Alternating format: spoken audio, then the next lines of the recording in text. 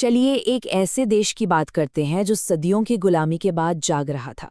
साल 1919 के बाद का भारत, जहां आज़ादी की लड़ाई की आग नए नए इलाकों में फैल रही थी।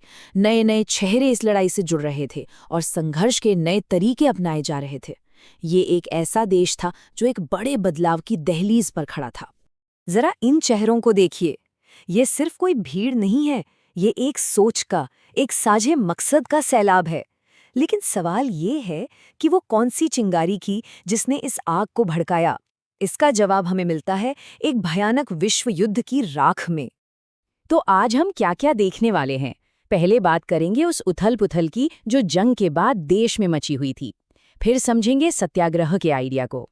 इसके बाद देखेंगे कि कैसे दमन का सामना प्रतिरोध से हुआ। और फिर आएगा असहयोग का आह्वान। हम जानेंगे कि आज़ादी के अलग-अलग लोगों के लिए क्या मायने थे। और आखिर में समझेंगे कि ये आंदोलन रुका क्यों। तो चलिए शुरू करते हैं पहले पॉइंट से, उथल-पुथल में एक राष्ट्र। देखिए, पहला विश्व युद्ध तो खत्म हो गया था, पर हिंदुस्तानियों के लिए एक और लड़ाई बस शुरू ही हो रही थी। जंग ने एक ऐसी आर्थिक और राजनीतिक तबाही मचाई थी जिसकी किसी ने कल्पना भी नहीं की थी। लोगों को लगा था कि शांति आएगी, पर हुआ इसका ठीक उल्टा। मुश्किलें और भी ज्यादा बढ़ गईं। अब जरा सोचिए, उस दौर में एक आम इंसान की जिंदगी कैसी रही होगी। जंग के नाम पर डिफेंस का खर्चा बढ़ा दिया गया, नए नए टैक्स लगा दिए गए, यहां तक कि इनकम टैक्स भी शुरू हो गया। रोजमर्रा की चीजों के दाम लगभग 2 गुने हो गए।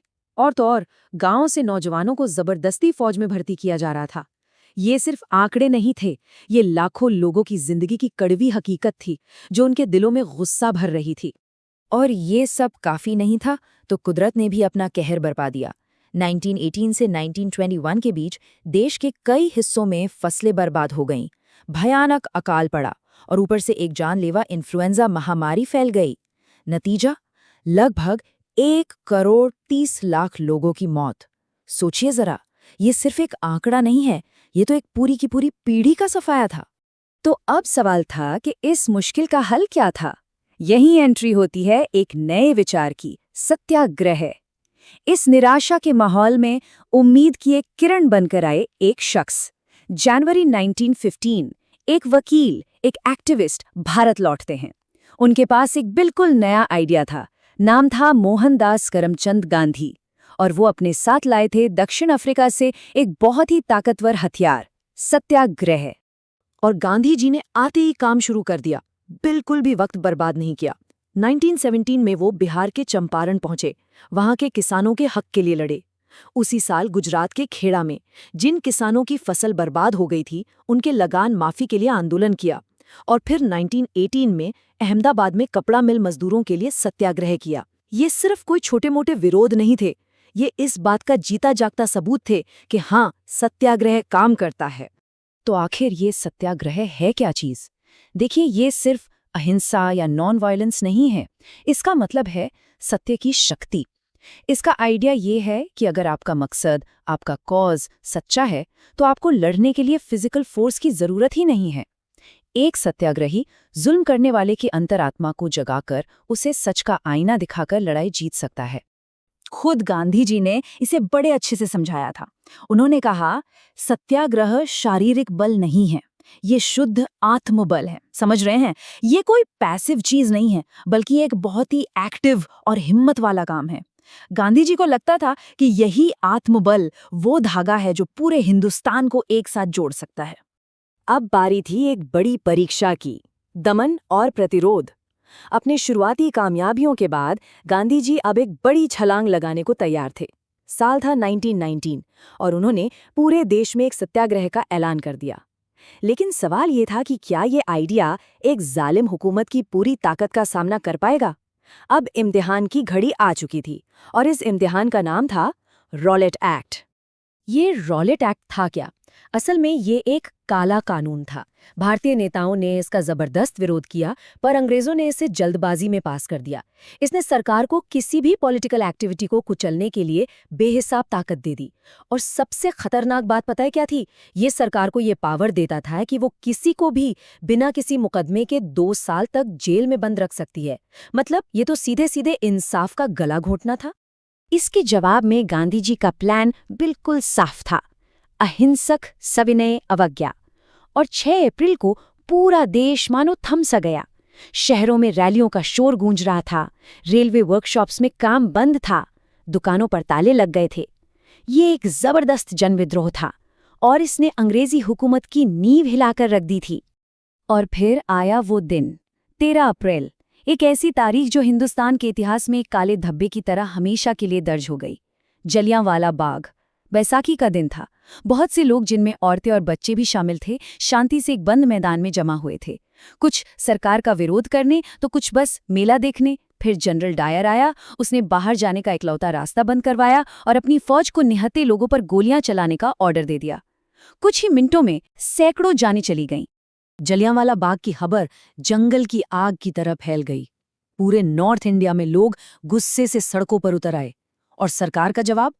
वो और भी ज्यादा क्रूर था। लोगों को जमीन पर नाक रगड़ने के लिए, सड़कों पर रेंगने के लिए मजबूर किया गया। गांवों पर बम बरसाए गए। ये सिर्फ दमन नहीं था, ये आतंक था, दहशत फैलाने की कोशिश। तो अब अगला कदम क्या था? असहयोग का आवाहन। इस तरफ फैलती हिंसा को देखकर गांधी जी ने आंदोलन वापस ले लिया। उन्हें लगा कि सत्याग्रह का जो मूल सिद्धांत है वो ही खतरे में है। उन्हें एहसास हुआ कि अब एक और भी बड़े और ज्यादा ऑर्गेनाइज्ड आंदोलन की जरूरत है। लेकिन वो ये भी जानते थे कि ऐसा कोई भी आंदोलन तब तक कामयाब नहीं हो सकता जब तक हिंदू और मुसलमान एक साथ खड़े ना हों। गांधी जी का आइडिया बहुत सिंपल था, पर था बड़ा क्रांतिकारी। उन्होंने अपनी किताब हिंद स्वराज में लिखा था कि भारत में अंग्रेजी राज इसलिए चल रहा है क्योंकि हम भारतीय ही उनका सहयोग कर रहे हैं। जिस दिन हम सहयोग करना बंद कर देंगे, ब्रिटिश साम्राज्य 1 साल के अंदर ढह जाएगा। तो प्लान एकदम सीधा था। सरकार से मिले टाइटल लौटाओ, सरकारी नौकरियों, स्कूलों, अदालतों का बॉयकॉट करो, और अगर सरकार ने जबरदस्ती की तो एक फुल फ्लेज्ड सविनय अवज्ञा आंदोलन शुरू कर दो। अब यहाँ कहानी में एक ट्विस्ट आता है। स्वतंत्रता के कई अर्थ। तो जनवरी 1921 में असहयोग खिलाफत आंदोलन शुरू हो गया। पूरे देश से लोग इसमें जुड़ रहे थे, सबकी अपनी अपनी उम्मीदें थीं, अपने अपने सपने। सबने स्वराज की पुकार सुनी। लेकिन यहीं पर एक कॉम्प्लिकेशन थी। स्वराज का मतलब हर किसी के लिए एक जैसा नहीं था। और यहीं पर इस आंदोलन की असली जटिलता हमें देखने को मिलती है। देखिए, शहर के मिडिल क्लास के लिए स्वराज का मतलब था पॉलिटिकल पावर, पर अवध के किसानों के लिए, उनके लिए इसका मतलब था जालिम लगान से छुटकारा। गुडेम हिल्स के आदिवासियों के लिए स्वराज था अपने जंगलों पर अपना हक वापस पाना। और असम के चाय बागानों में काम करने वाले मजदूरों के लिए, उनके लिए स्वराज का मतलब था बस अपने गांव, अपने घर वापस लौट जाने की आज़ादी। इसका एक बड़ा दिलचस्प उदाहरण है अल्लूरी सीताराम राजू। वो गुडेम हिल्स के एक आदिवासी नेता थे। अब देखिए, एक तरफ तो वो गांधी जी के बहुत बड़े फैन थे, लोगों को खादी पहनने के लिए कहते थे, लेकिन दूसरी तरफ उनका ये भी मानना था कि भारत को आज़ादी सिर्फ ताकत के जोर पर मिल सकती है, अहिंसा से नहीं। तो उनका जो गुरिल्ला आंदोलन था वो गांधी जी के विचारों से प्रेरित भी था और साथ ही साथ उनके बिल्कुल उलट भी। तो अब हम पहुंचते हैं आखिरी हिस्से पर, आंदोलन का विराम। तो ये आंदोलन अपनी तमाम मुश्किलों और अलग अलग सोच के बावजूद पूरे देश में एक जबरदस्त ताकत बनता जा रहा था। लेकिन फिर एक छोटे से गांव में एक छोटी सी चिंगारी भड़की और उसने एक ऐसी आग लगा दी जिसने सब कुछ रोक दिया। जगह थी गोरखपुर के पास चौरी चौरा। तारीख फरवरी 1922। वहां एक शांतिपूर्ण जुलूस अचानक हिंसक हो गया और जैसे ही ये खबर गांधी जी तक पहुंची, उन्होंने एक बहुत ही सख्त फैसला लिया। उन्होंने असहयोग आंदोलन को फौरन रोक दिया। उन्हें लगा कि लोग अभी एक सच्चे अहिंसक आंदोलन के लिए पूरी तरह तैयार नहीं हैं, उन्हें और ट्रेनिंग की जरूरत है। अब गांधी जी के इस फैसले से कांग्रेस के अंदर ही एक बड़ी बहस छिड़ गई। कुछ नेता थे जो इन लगातार के संघर्षों से थक चुके थे। वो एक अलग रास्ता चाहते थे। उनका मानना था कि अब सिस्टम के अंदर घुसकर काउंसिल्स के चुनाव लड़कर लड़ाई लड़नी चाहिए। तो अब बड़ा सवाल ये था कि आगे क्या? देखिए, आंदोलन रुका था, खत्म नहीं हुआ था। कांग्रेस साफ साफ 2 गुटों में बट गई थी। एक तरफ थे सीआर दास और मोतीलाल नेहरू जैसे सीनियर लीडर्स जो काउंसिल पॉलिटिक्स में वापस जाना चाहते थे, और दूसरी तरफ थे जवाहरलाल नेहरू और सुभाष चंद्र बोस जैसे युवा नेता जो कह रहे थे कि नहीं, अब हमें पूर्ण स्वतंत्रता के लिए एक और भी बड़ा और रैडिकल आंदोलन करना होगा। तो असहयोग आंदोलन भले ही वक्त से पहले रुक गया, लेकिन उसने भारतीय राष्ट्रवाद की कहानी को हमेशा हमेशा के लिए बदल दिया था।